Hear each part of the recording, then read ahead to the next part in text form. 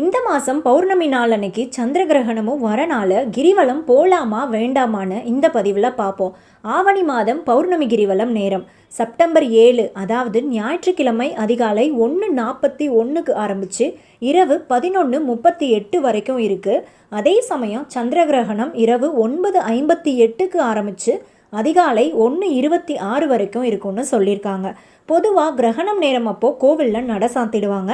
அந்த நேரத்தில் பூஜைகள் எதுவும் செய்ய மாட்டாங்க. திரும்ப நட திறக்கும் போது பரிகார பூஜை செஞ்சு திறப்பாங்க. ஆன்மீகம் ரீதியாக கிரகணம் நேரம் அப்போது சில கதிர்வீச்சுகள் பூமிக்கு வரும், எதிர்மறை ஆற்றல்கள் உண்டாகலாம். அதனால் சில விஷயங்கள் செய்ய மாட்டாங்க.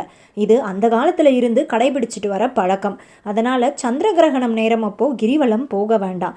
கிரகணம் நேரம்க்கு முன்னாடியோ இல்லை அதுக்கப்புறமும் கிரிவலம் போகிறது நல்லது. இன்னும் சிலர் என்ன சொல்கிறாங்க, சிவபெருமானை எங்கள் அண்ணாமலையை சுற்றி வந்தாலே நல்லது தான், கிரகணம் நேரம் எல்லாம் எதுவும்